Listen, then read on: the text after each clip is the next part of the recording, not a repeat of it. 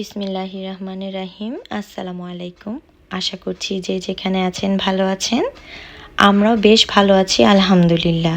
চলে এলাম আজকে আরও একটি নতুন ব্লগ নিয়ে। তো শুরুতেই বলে নিই, যারা আমার চ্যানেলটিকে সাবস্ক্রাইব করেছেন তাদেরকে অনেক ধন্যবাদ।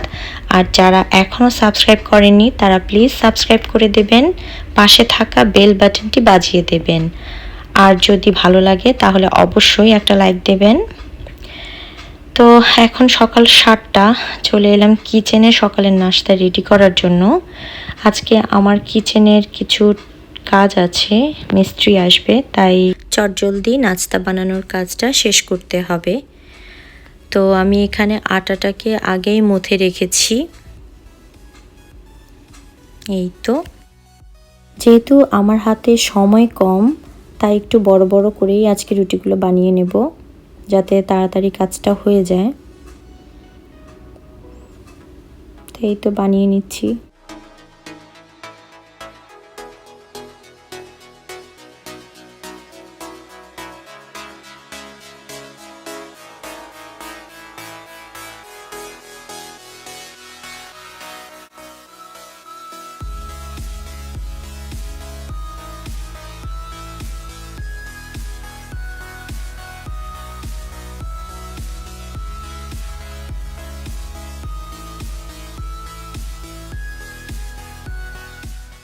আমাকে রুটি বানাতে দেখে আমার মেয়েও বায়না ধরলো সেও রুটি বানাবে। অন্যদিন স্কুল থাকে, তাই আজকে বন্ধ দেখে চলে এসছে রুটি বানাতে। তো নিজের রুটি দেখছে আর হাসছে। আমি বললাম সমস্যা নাই, আস্তে আস্তে ঠিক হয়ে যাবে।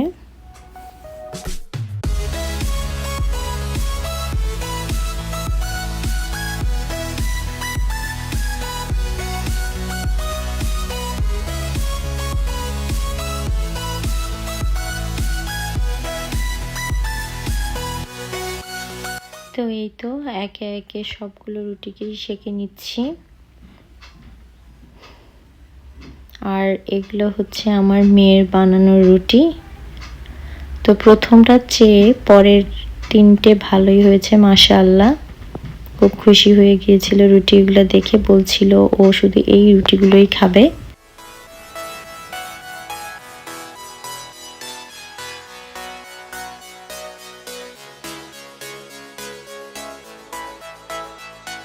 এই তো রেডি হয়ে গেল আমার সকালের নাস্তা, সাথে ডিম আর আলু ভাজি। বাচ্চাদেরকে দিয়ে দিয়েছি, ওরাও খেয়ে নিয়েছে। তো এরপরই আমি চলে এলাম চা বানাতে। সকালবেলা 1 কাপ চা না খেলে ভালো লাগে না।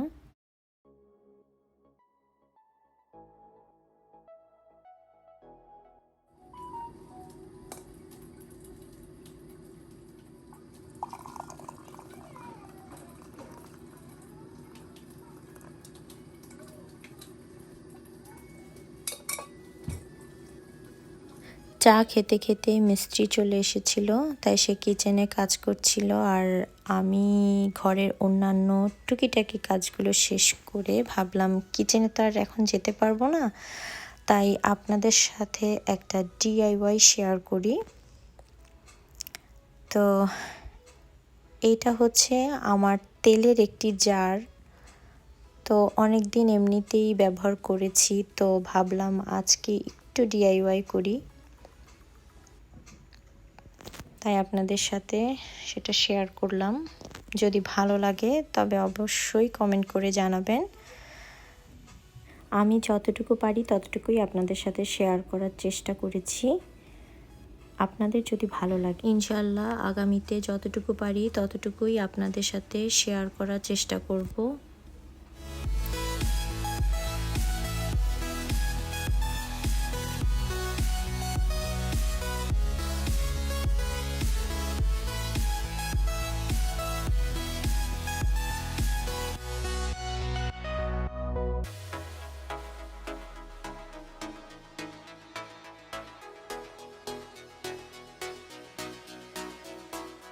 আমার যেহেতু এই রঙের উপর আরও কাজ করতে হবে, তাই হেয়ার ড্রায়ার দিয়ে আমি শুকিয়ে নিচ্ছি।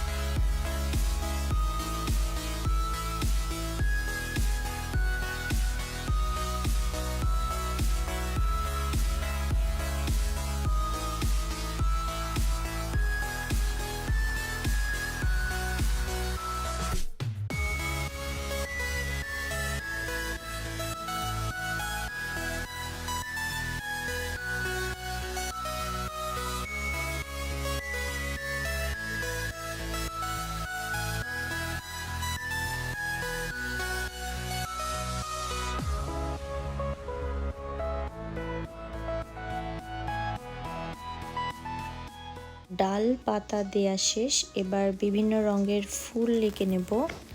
তো আমি এটা আমার মন মতো করছি, আপনারা আপনাদের মন মতো করে ডিজাইনটা করে নিতে পারেন।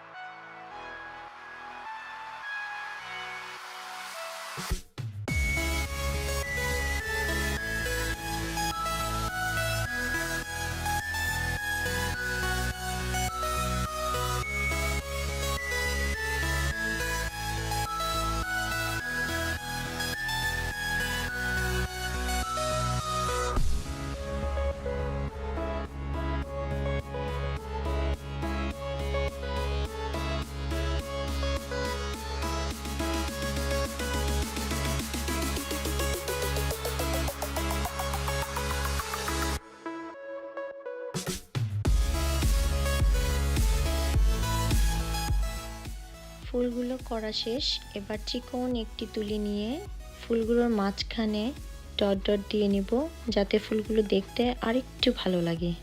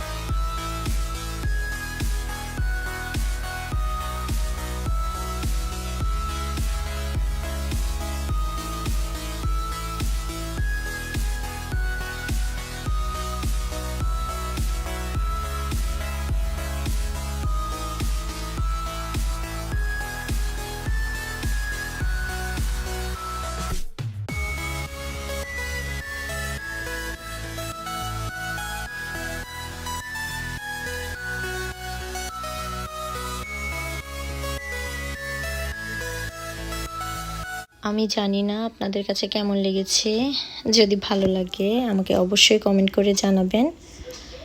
মিস্ত্রি চলে গিয়েছে, এরপরে কিচেনটা ক্লিন করে রান্নাটা বসিয়ে দিলাম, যেহেতু অনেক দেরি হয়ে গেছে। চিকেনটা আগেই বের করে রেখেছিলাম, তাই চিকেনটাও বসিয়ে দিলাম, আর একদিকে পোলাও রান্না করে নিচ্ছি।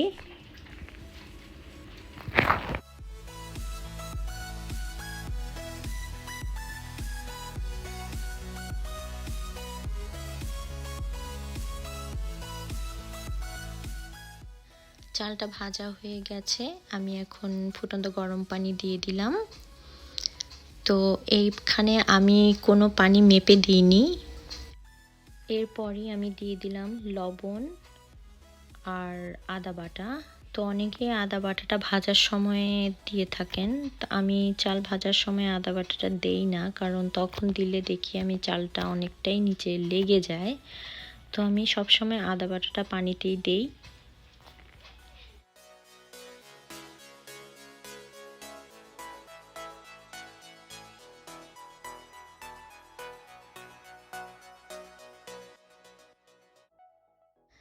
আর দিয়ে দিলাম 3-4টা কাঁচামরিচ। এবার কিউব করে রাখা টমেটো আর দিয়ে দিব 3 চামচ ইয়োগার্ট। এই ইয়োগার্ট আর টমেটোর কারণে চিকেনের টেস্টটা অন্যরকম হয়, খেতে খুব ভালো লাগে। আপনারা চাইলেও একবার ট্রাই করে দেখতে পারেন।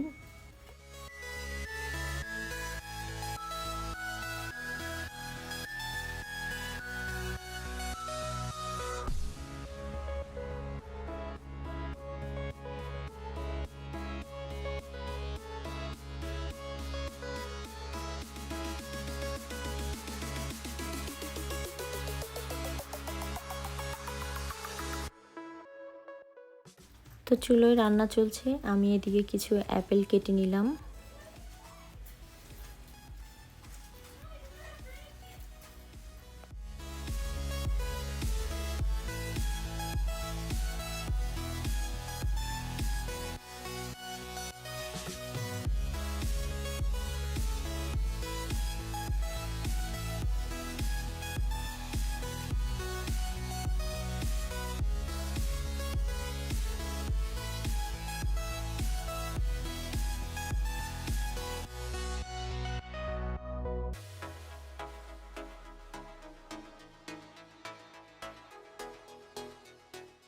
তো এই তো আমার রান্না বান্না শেষ।